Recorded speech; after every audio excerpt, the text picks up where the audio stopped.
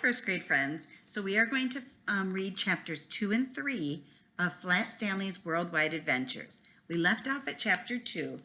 It's titled The Governor's Visit. Now, we want to talk about prior knowledge again, how you can connect things that you already know to something that you're reading. And you actually know what the governor is, because we've been hearing about it in the news lately about Governor Evers. And a governor is an elected position that helps run the state. And so you can use that knowledge to help you when we read this story. When we get to chapter 3, we'll talk about a couple other things that you might or might not already know, and I'll show you some pictures. All right, chapter 2, the governor's visit. The fabric on the couch's bottom bobbed up and down just above Stanley's nose. Remember, he's hiding under the couch. Arthur was bouncing on it, flipping channels on TV. "We're on this channel too," Arthur cried happily. Stanley shut his eyes and sighed heavily. "I wish I'd never been flattened," he thought. The phone had been ringing all morning. Every time it was another journalist asking to speak with Stanley, who wouldn't come out from under the couch. Then the doorbell rang. From his hiding place, Stanley called, "I'm not here." "He's just overwhelmed, George," he heard his mother murmur. The doorbell rang again. Stanley heard his father clear his throat, open the door and say, "I'm sorry, but..." Stanley's parents gasped. "You're not a reporter," sputtered Mr. Lambchop. You're... "The governor," a voice boomed. And here's a picture of the governor at the door. And here's Officer Williams and Officer Parker. "Wow," Arthur's voice whispered. "Cops." "We're here for Mr. Stanley Lambchop," the governor announced. "You're here for..." began Stanley's mother tentatively. Stanley's heart raced. It was the governor of the whole state. "Well," boomed the governor, "where is he?" Nobody spoke. Stanley knew that his family was thinking the same thing he was. Sliding out from beneath a couch is no way to introduce yourself to a very important person. "I was afraid of this," murmured the governor. "Mr. and Mrs. Lambchop, may we come in?" Stanley saw a pair of cowboy boots and 2 pairs of very well-shined shoes. He only can see his view from under the couch, so all he can see is their feet.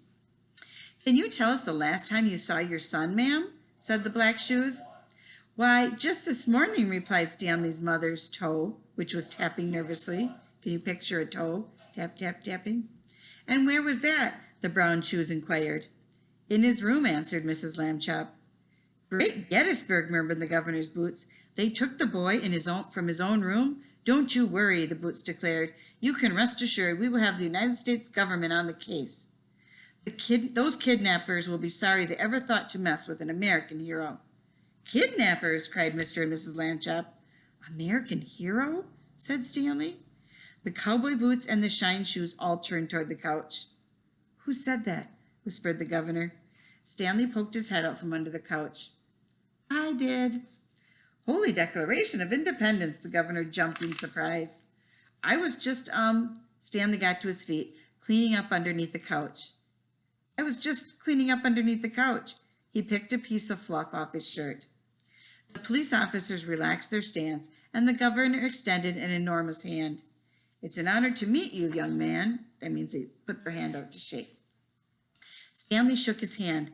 "My mom sewed the costume," he stammered. "It really wasn't my idea." "Don't be bashful," said the governor. "Be proud. We need more heroes like you." "But I didn't..." "America cannot get enough of this young man." The governor clapped Stanley on the back. "You're on the cover of every newspaper in the nation." "I was Benjamin Franklin," said Arthur. The governor mussed, which means he went like this, mussed Arthur's hair. "Of course you were. No hero stands alone, my boy." Arthur frowned. "Stanley, we're here to escort you and your family to Washington. Pack your bags. The chopper lifts off in 30 minutes. "Washington, D.C.?" said Mrs. Lambchop. "But why?" said Stanley. "For the ceremony, of course." And remember, in Washington, D.C., that's where the White House is, and that's where the President of the United States lives. So that's, again, some prior knowledge that would help you here. The Lambchop exchanged confused looks. "Wait a second. Are you saying you don't know?" The governor squared his shoulders. Stanley Lambchop, by the order of the President of the United States of America, you are to receive the National Medal of Achievement. Both the police officers saluted Stanley. There's a picture. Oh, brother, said Arthur under his breath. Mr. and Mrs. Lambchop glared at him. Oh, brother, Arthur repeated, rolling his eyes. I'm so proud of you. His brother's a little jealous. Okay, chapter 3, A Hero's Welcome. Now, in this chapter, they talk about the Washington Monument.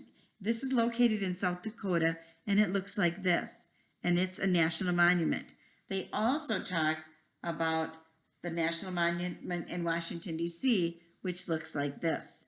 So I just thought I would show you those two so you had a little prior knowledge before we read chapter 3. A Hero's Welcome. The military helicopters zoomed through the sky over America. Inside, the governor briefed the Lambchops. The National Medal of Achievement, the governor explained, has been awarded to the greatest scientists, artists, and political leaders in American history. But I didn't do anything, Stanley said quietly. Leaping Liberty Bell. That's not what I read, said the governor. I read that you saved Mount Rushmore. So in another book, he had an event where he saved Mount Rushmore.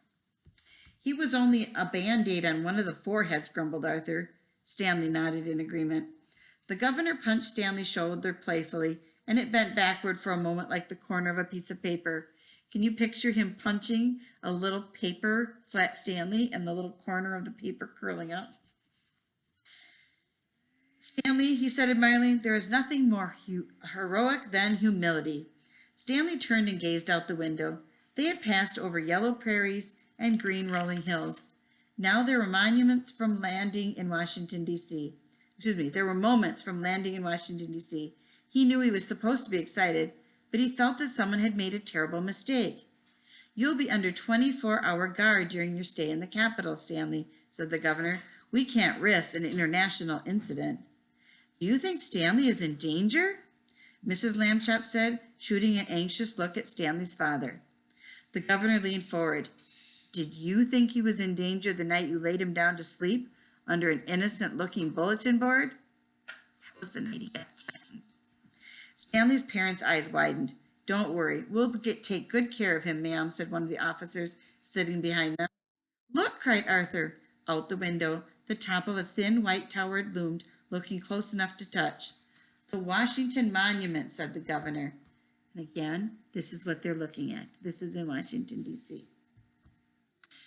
This was built to honor our first president, General George Washington, begun in 1848 and not completed until another 40 years later. At the time, it was the tallest building on Earth. As the helicopter touched down a few moments later, Stanley glimpsed an enormous crowd of people waving American flags. Ready, Stanley? Asked the governor. Stanley looked into the eyes of sneak thieves while hiding in a painting at the National Museum. He had been kidnapped by spies in Mexico and foiled grave robbers in Egypt, but he had never been more frightened than this. So he's done all these things in the past, but this had him the most scared. There was a rustling in his ears, and he realized his whole body was shaking like a leaf. I shouldn't be here, he thought desperately. Stanley's parents took his hands as the door swung open, and his feet were immediately blown out from beneath him by the helicopter's rotors. He flapped wildly between his mother and father. Here's a picture, because he's so flat and thin. He almost flew right out the helicopter. But then the rotor slowed to a stop, and Stanley realized that the roar he was hearing wasn't the helicopter. It was the sea of people before him. Even more shocking, they weren't waving flags. They were waving Stanleys. There were hundreds and hundreds of posters cut out to look like Stanley in his flag costume. Flat Stanley, flat Stanley, flat Stanley. The crowd surged forward. A screaming girl tried to grab Stanley's head. Someone stepped on his leg, and Stanley imagined a piece of dough being fed into a rolling machine. I'll be trampled, he thought. In a panic, Stanley broke free from his parents' grip. Here's a picture of what it looks like. He twisted his body and squeezed between two people and then two more, using his flatness to slide through the tight spaces in the crowd. His ears rang with people screaming his name. He slipped, slid, and squeezed on and on.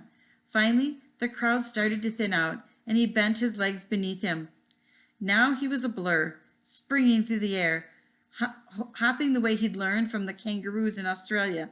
And before he realized what he was doing, Stanley Lambchop was running away. That is the end of chapter 3. We will start tomorrow with We Are the People. Bye, first grade friends. I hope you're enjoying this book.